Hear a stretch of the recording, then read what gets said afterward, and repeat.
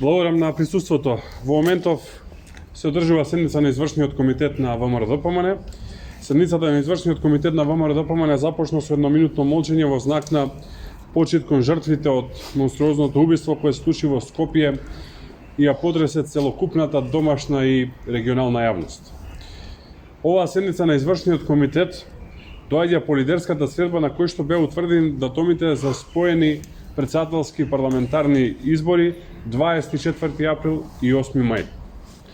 Споените избори беа и наше барање, затоа што е логичен след на работите, што на тој начин се намалуваат и трошоците за одржување на изборите, и исто така се скратува времето во кое што економијата ќе е замрзната и граѓаните ќе можат во еден изборен циклус да одлучат и за избор на влада и премиер и за председател.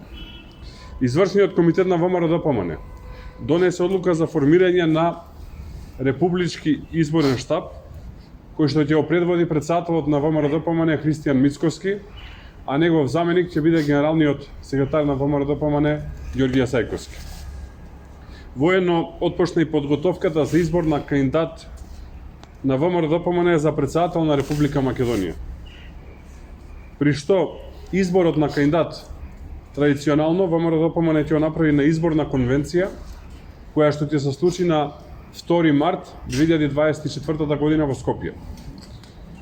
И за избор на председател и за парламентарните избори очекуваме голема историска победа после која што ќе се случат промените во Македонија и ќе се стави крај на оваа корупција како и тонење на економијата.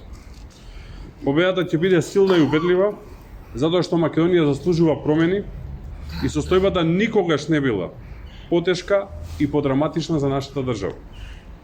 Имаме класична неспособна влада на ДУИ со подизведувач СДСМ, која 8 години ја турка државата во провалија. Сликата на власта се тендери во 4 очи, неказнета и несанкционирана неспособност, криминал, црни листи, корупција од најниско до највисоко. Урнисана економија, сиромаштија и инфлација. Ова е мака и за македонците, и за албанците, и за сите кои што живеат во Македонија. И за србите, и за власите, и за бошњаците, и за ромите, и за сите кои што живеат во Македонија. Имаме банди кои управуваат со одлучувачките процеси и како што тие велат се рамо до рамо со највисоките функционери од власта.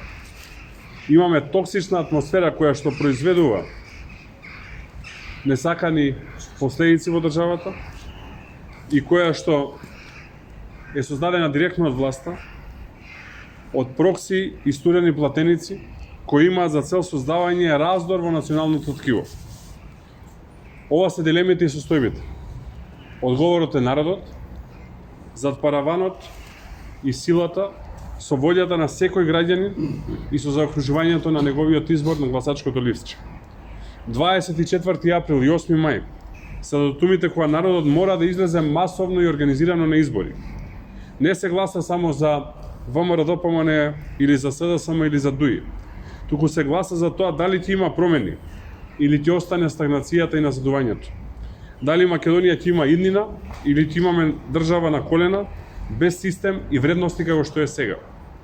Промените ќе бидат толку големи, колку што ќе биде и победата голема и убедлива за ВМРО-ДПМН. Одиме на огромна и јасна победа. Да се здружиме сите незадоволни од оваа власт, сите кои сакаат промени и да се обединиме околу платформата која има иднина за Македонија. Важно е да има големи и крупни промени.